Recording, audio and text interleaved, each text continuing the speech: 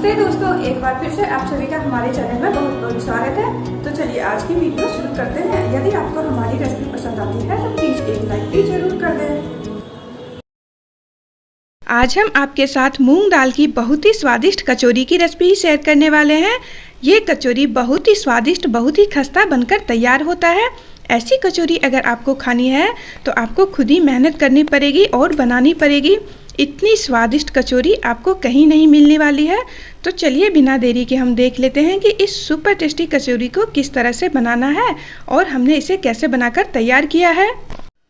इस कचौरी को बनाने के लिए हमने यहाँ पर एक छोटी कटोरी मूंग दाल ली है। दाल को किसी थाली में रखकर अच्छे से साफ कर लीजिएगा।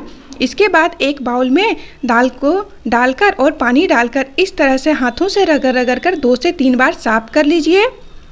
हमने दाल को अच्छे से साफ कर लिया है। अब इसमें पानी भरकर और ढककर 6 से 7 घंटे के लिए रख दीजिए।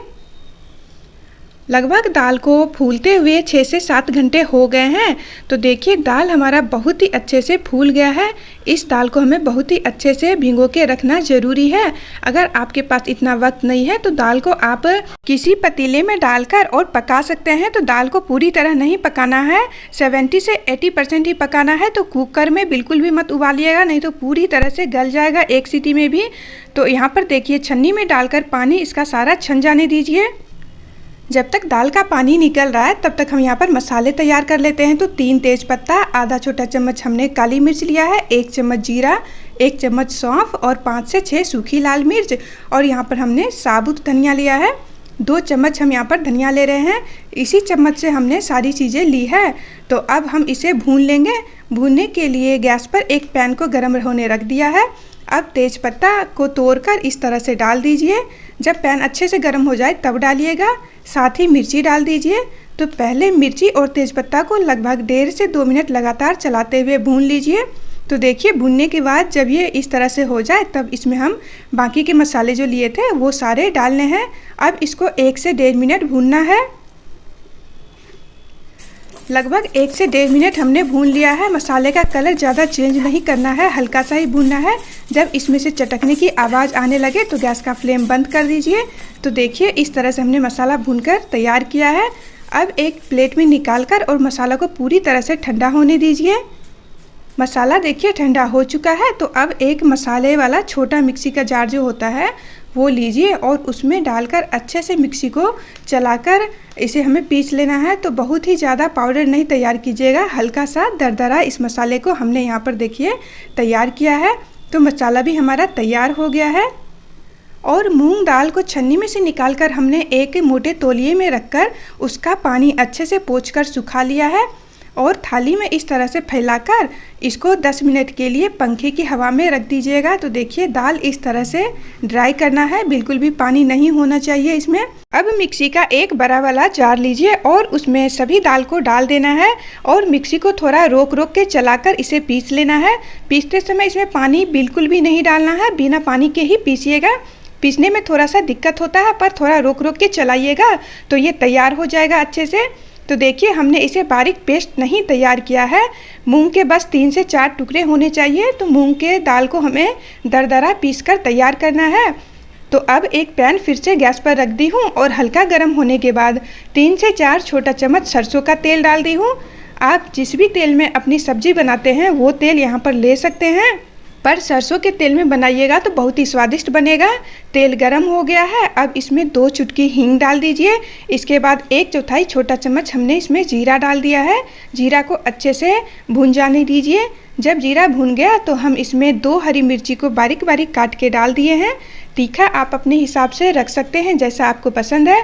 हमारी कचौरी ना तो ज़्यादा तीखी थी और ना ही बहुत कम तीखी थी, ठीक ठाक थी। अगर आप ज़्यादा तीखा कचौरी पसंद करते हैं तो मिर्ची यहाँ पर और डाल सकते हैं। अब एक मीडियम साइज़ का प्याज ली थी, इस तरह से टुकड़ों में काट कर डाल दी हूँ। लगभग हमने प्याज को 2 मिनट भूना है। 2 मिनट बाद इसमें 1 चम्मच भर के अदरक और लहसुन का पेस्ट डाल दी हूँ। लगभग 10 से 12 कलियाँ इसमें हमने लहसुन की ली थी और आधा इंच अदरक का टुकड़ा। तो देखिए प्याज के साथ अदरक लहसुन भी बहुत ही अच्छे से यहाँ पर भुनकर तैयार हो गया है। जब इस तरह से हो जाए तब इसमें हमने जो मूंग को दरदरा करके रखा है उसे सारा इसमें डाल देना है। इसमें डालने के बाद मीडियम आंच पर लगातार चलाते हुए आपको इसे 4 मिनट कम से कम भून लेना है। दाल को प्याज और मसालों के साथ मिक्स करते हुए इसमें देखिए बड़े बड़े गुठली हैं, उसे भी साथ में आपको तोड़ते जाना है। तो यहाँ पर देखिए लगभग हमने 4 मिनट दाल को भून लिया है। अब इसमें हम डाल देते हैं मसाले। तो 2 से 3 चुटकी हल्दी का पाउडर डाल दीजिए, हल्दी ज़्यादा नहीं डालना है। और आधा छोटा चम्मच हमने यहाँ पर सब्जी का मसाला डाल दिया है। 1 चम्मच भर के हमने यहाँ पर चाट मसाला डाल दिया है। और इसमें अब 1 चम्मच ही कसूरी मेथी डाल दी है, इससे बहुत ही बढ़िया टेस्ट आ जाएगा। अब यहाँ पर हम 1 चम्मच से थोड़ा सा कम नमक डाले हैं। नमक आप अपने स्वाद के अनुसार ही डालें और चाट मसाला में नमक होता है वो ध्यान रखते हुए डालें। अब यहाँ पर हमने जो मसाला भूनकर तैयार किया था वो 2 चम्मच भर के हम यहाँ पर डाले हैं, ज़्यादा नहीं डालिएगा 2 चम्मच से। अब सारे मसाले और नमक को अच्छे से मिक्स कर लीजिए। गैस का फ्लेम बिल्कुल लो कर दीजिए। मसाले डालने के बाद धीमी आंच पर इस तरह से करते हुए 1.5 से 2 मिनट आपको भून लेना है। ज़्यादा मत भूनिएगा, 2 मिनट में ही भून जाएंगे ये। तो देखिए जब इस तरह से हो जाए तब इसमें हमें डाल देना है थोड़ा सा पानी। तो हाथों से छींटा मारते हुए इसमें पानी डालिए। तो लगभग 4 से 5 चम्मच हमने पानी डाला होगा इसमें। अच्छे से मिक्स कीजिए, गैस का फ्लेम कम ही रहने दीजिए और अब इसे ढककर लगभग 2 से 3 मिनट पकने दीजिए। लगभग 3 मिनट हमने इसे ढककर पकाया है। अब गैस का फ्लेम बंद कर दीजिए और ऊपर से हरा धनिया डालकर अच्छे से मिलाकर इस मसाले को किसी बर्तन में निकालकर होने दीजिए ठंडा। जब तक हमारा दाल ठंडा हो रहा है तब तक हम कचौरी के लिए आटा तैयार कर लेते हैं। तो यहाँ पर 1 कटोरी हमने जो दाल ली थी उसी कटोरी से 4 कटोरी हमने यहाँ पर मैदा लिया है। आप इस कचौरी को गेहूं के आटे से भी बना सकते हैं। तो यहाँ पर अब इसे हम गूंद लेंगे। तो उससे पहले यहाँ पर हम नमक डालेंगे। नमक 1/4 छोटा चम्मच इसमें हमने डाल दिया है, पर उस समय हमारा कैमरा ऑफ था तो इसीलिए हम आपको दिखा नहीं पाए। अब यहाँ पर हम आधा छोटा चम्मच अजवाइन लिए हैं। अजवाइन को हाथों से रगड़कर इसमें डाल दीजिए और अब इसे अच्छे से मिक्स कर लीजिए मैदे में। इसके बाद मोइन के लिए हम इसमें डालेंगे घी। घी यहाँ पर हम 2 बड़ा चम्मच ले रहे हैं, खाने वाला जो चम्मच होता है उस चम्मच से। और घी को थोड़ा सा आपको गरम कर लेना है, ये जमा हुआ घी है, ऐसे नहीं डालना है। घी को हमने गरम कर लिया है और इसमें 4 छोटा चम्मच डाले हैं। अब घी और इस मैदे को हाथों से रगड़ते हुए अच्छे से मिलाना है। तो देखिए अभी मैदा बहुत ज़्यादा ड्राई लग रहा है, तो फिर से हम इसमें घी डाल दिए हैं और अब इसे बहुत ही अच्छे से आपको मिलाना है। जितने अच्छे से आप घी में आटे को या फिर मैदे को मिलाएंगे उतना ही बढ़िया, उतना ही खस्ता आपकी कचौरी बनकर तैयार होगी। तो लगभग हमने 2 मिनट इसे मिलाया है, कैमरा बंद करके इसे अच्छे से मिला ली हूँ, फिर आपको दिखा रही हूँ। तो देखिए ये लग रहा है ना अच्छा सा। तो जब इस तरह से हो जाए और मुट्ठी बना के देखिए, थोड़ा सा मैदा लेकर इस तरह से बंध जाता है तो इसमें मोइन जो है परफेक्ट है। अगर आपका इस तरह से नहीं बनता तो थोड़ा सा और घी डाल सकते हैं।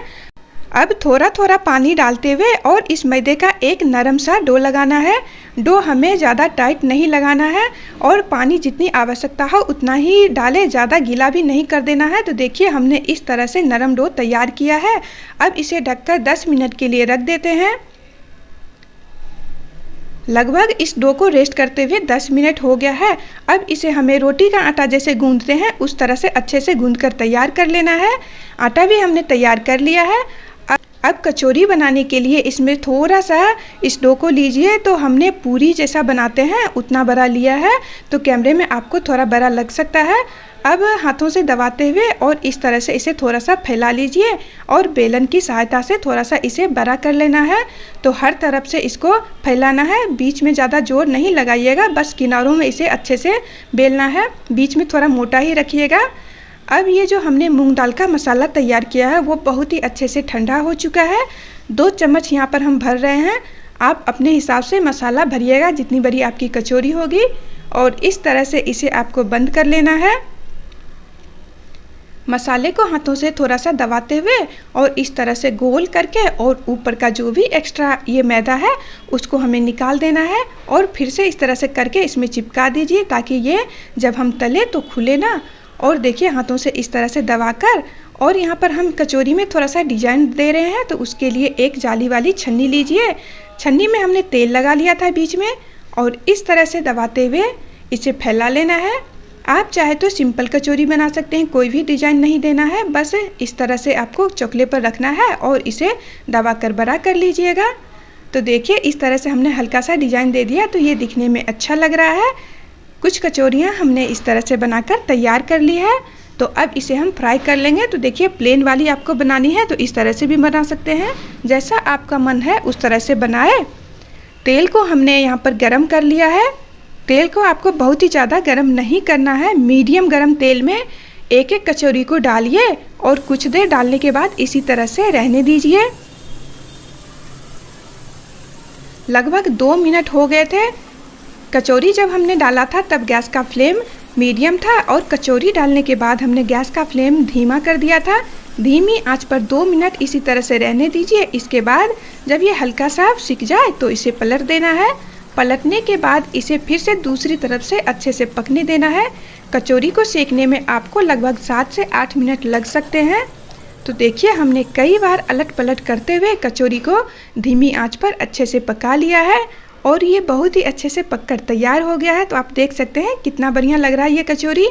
जितना बढ़िया हमारी कचौरी दिख रही है उतना ही टेस्टी खाने में भी था। साथ ही हमने कुछ हरी मिर्ची भी उसी तेल में डालकर फ्राई कर लिया है। तो इसे आप किसी भी मनपसंद चटनी के साथ या टमाटर सॉस के साथ खाएं, बहुत ही ज़्यादा टेस्टी लग रहा था। तो आप भी एक बार हमारी इस कचौरी को ज़रूर ट्राई कीजिएगा और आपको आज की हमारी कचौरी की रेसिपी कैसी लगी कमेंट करके ज़रूर बताइएगा। वीडियो पसंद आई तो प्लीज़ लाइक और वीडियो को शेयर भी ज़रूर कर दें। ये हमारी कचौरी बहुत ही स्वादिष्ट बनकर तैयार हुई थी। तो आप इसे एक बार ज़रूर ट्राई कीजिएगा और यदि आप हमें सपोर्ट करना चाहते हैं तो हमारे चैनल के साथ भी जुड़े रहें और हमारी आने वाली वीडियो को ज़रूर देखें। यहाँ तक बने रहने के लिए आप सभी का बहुत बहुत धन्यवाद। Thank you.